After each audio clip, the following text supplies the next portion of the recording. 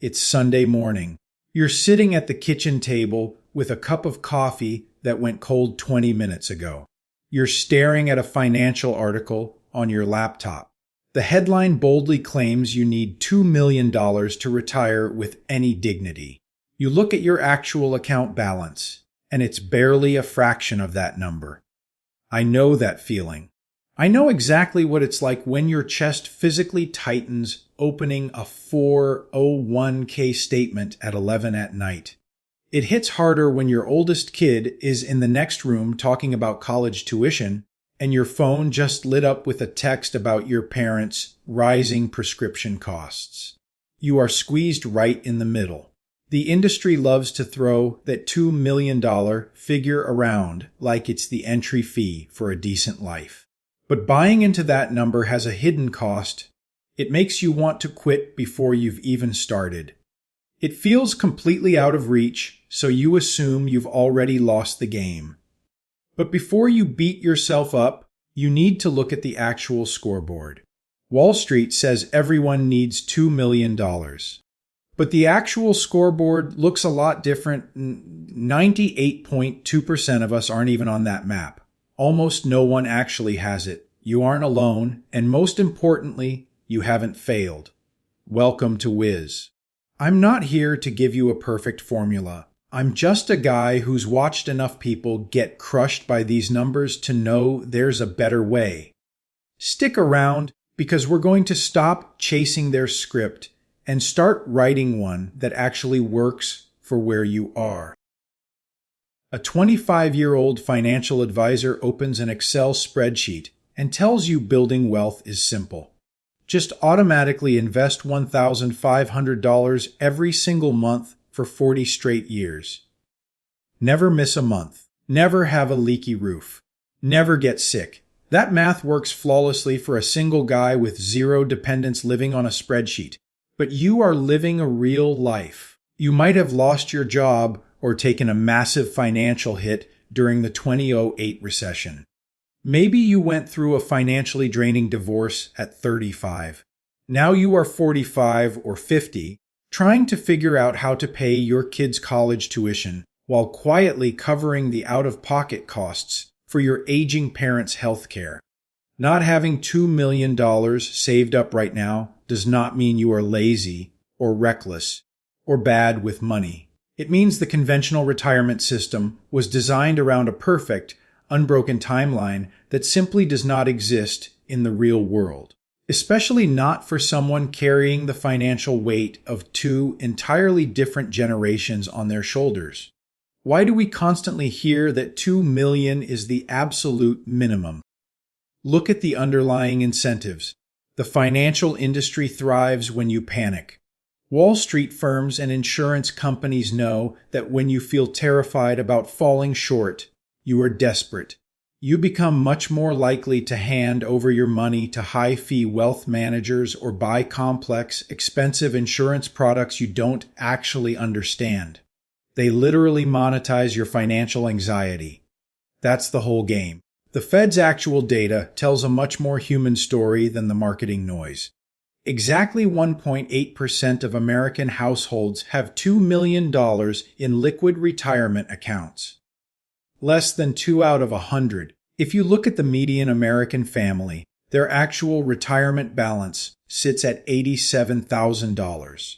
That gap exists because real life doesn't happen on a spreadsheet.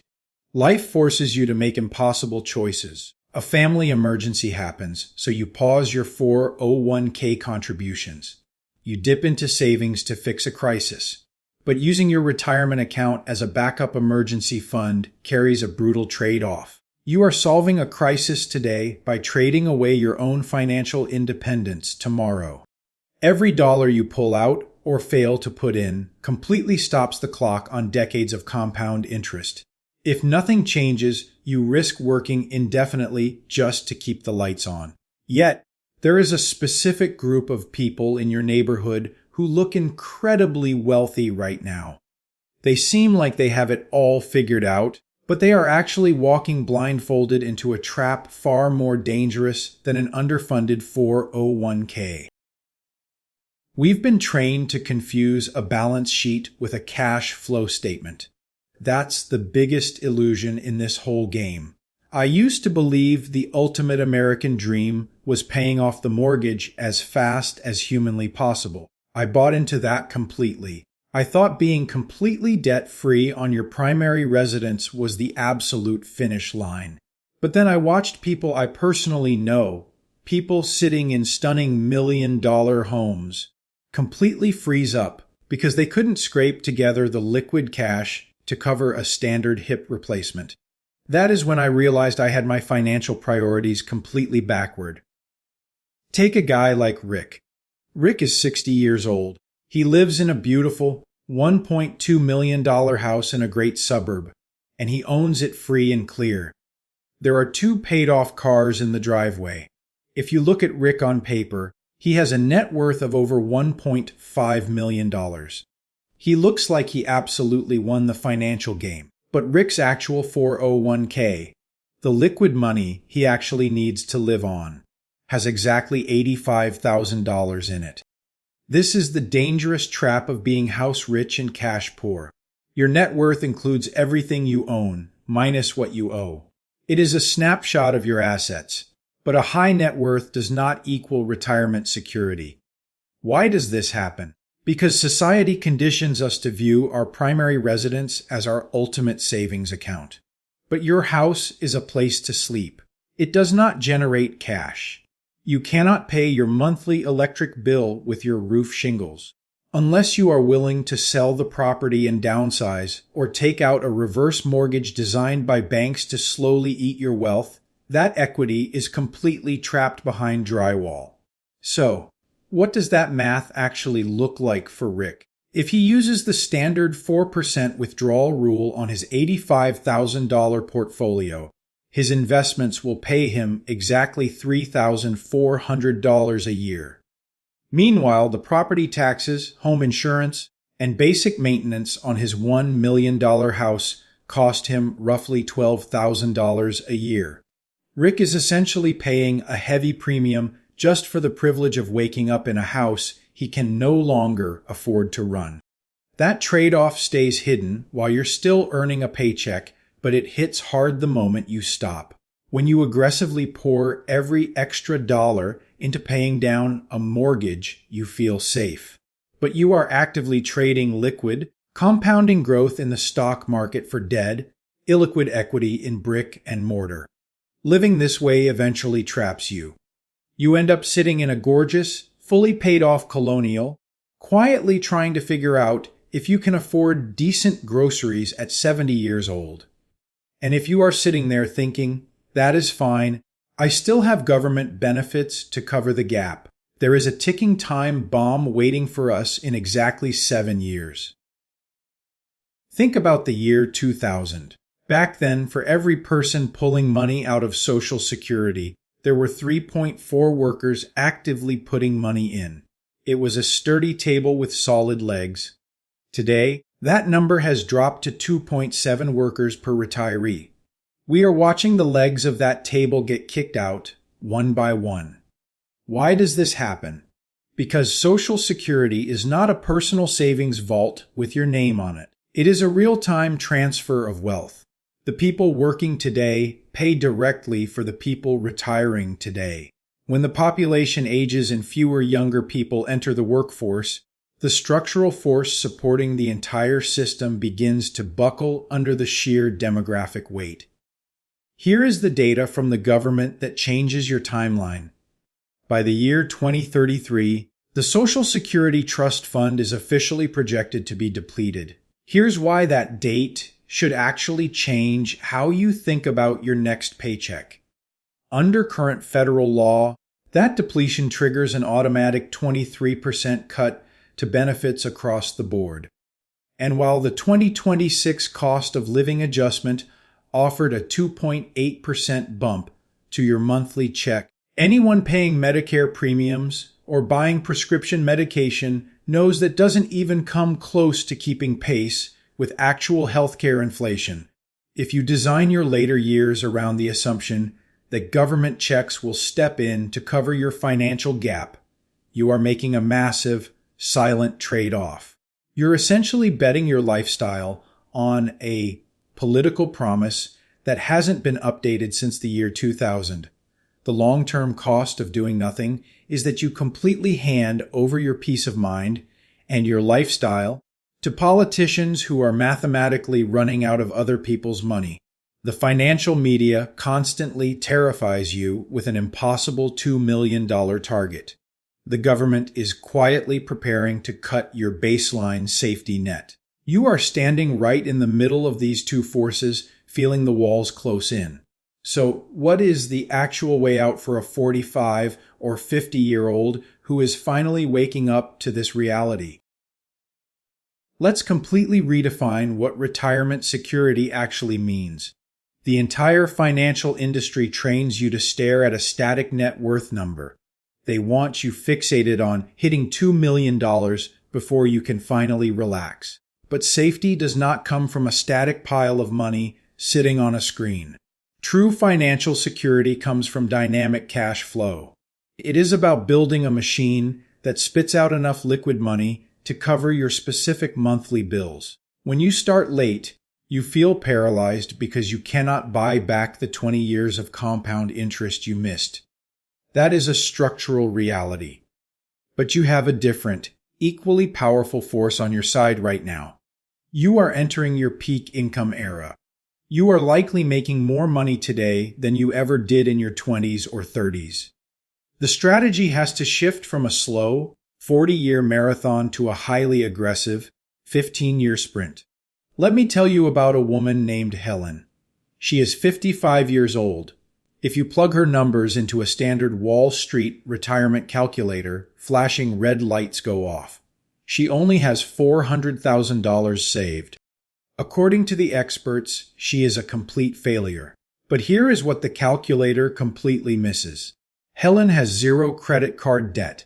She looked at her massive, empty 4-bedroom house, sold it, and downsized to a smaller place. She took $200,000 of trapped equity from that sale and dumped it straight into an S&P 500 index fund to generate income. She also works a part-time job at a local garden center just because she enjoys the routine and the social interaction. Helen does not have $2 million, but her cash flow covers her life perfectly. She is completely free. So, how do you actually use this peak income phase? You do it by radically increasing your savings rate to make up for lost time. The updated 2026 Secure 2.0 tax rules just gave late starters a massive lever. The standard 401k contribution limit is now $24,500. If you are 50 or older, you get an additional $8,000 catch-up contribution. That means you can forcefully inject $32,500 of pre-tax money into your cash flow system every single year. Most people skip this because, frankly, it's not fun to stay in the slow lane while everyone else is upgrading. It requires you to systematically decouple your lifestyle from your income. It means driving a 10-year-old sedan while your coworkers lease luxury SUVs. It means staying in your current home instead of upgrading when you get that promotion. If you refuse to make this trade-off today, the long-term cost is your own autonomy. You are trading looking successful right now for the actual right to choose whether you work or rest at 65. That is the true price of optionality. I have to be completely honest with you here. Even after years of building financial models, when I look at the projected healthcare costs for a retired couple over the next 2 decades, I still break into a cold sweat. It is deeply intimidating, but panicking does not pay the medical bills. A reliable cash flow system does. Now, you are probably sitting there watching this, shaking your head and thinking, "Whiz, this sounds great in a YouTube video, but how am I supposed to shove $30,000 into an account when I am still writing college tuition checks for my kid?"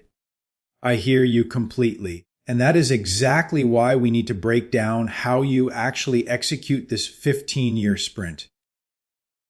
You just need to convert the assets you already have into a cash flow engine. There are 3 specific ways to accelerate this 15-year sprint. The first move is simple.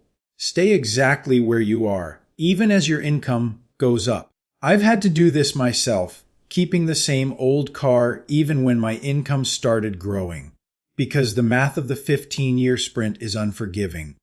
Why do high earners stay broke? Because their spending matches their salary increases dollar for dollar. It's an easy trap to fall into when everyone around you is upgrading. If you get a 10% raise, allow your lifestyle to creep up by just 2%. Shove the remaining 8% straight into your catch-up 401k. When you get that director title, you don't lease a new BMW. You keep driving the 2018 Honda. That is where wealth is actually built. The second lever is about that house. The moment your youngest kid moves out, that 4-bedroom home stops being a family necessity and becomes a financial anchor. Downsize to a smaller place, take the trapped equity, and move it into a liquid investment portfolio. The trade-off here is stark. You either proactively sell at 55 to buy your freedom, or soaring property taxes force you out at 75 when you have zero energy left. The final piece is something most people overlook: buying a little more time with a bridge job. Retirement is not a cliff where you drop from working full-time to zero. Plan to work a low-stress, part-time job from age 60 to 67. This covers your baseline bills and gives your portfolio 7 extra years to compound completely untouched. Under the 2026 tax code, the super catch-up provision allows anyone between 60 and 63 to dump an extra $11,250 into their retirement accounts every single year. That is your final turbo boost. Starting late is a disadvantage, but it is absolutely not a death sentence for your finances. You don't need $2 million to be happy. You just need to clear your debt, optimize your current house, and build a cash stream that covers your actual lifestyle. This 15-year sprint takes discipline, not panic. I don't have a crystal ball. I can't tell you what the stock market is going to do tomorrow or next month. But I do know that if you keep your money in the system and control your consumption today, time is on your side. Which of these 3 levers feels the most confusing to you? Drop a comment down below, and I'll break it down in a dedicated video. Make sure to subscribe to Wes. You're starting late, but that doesn't mean you have to finish last. I'll see you in the next one.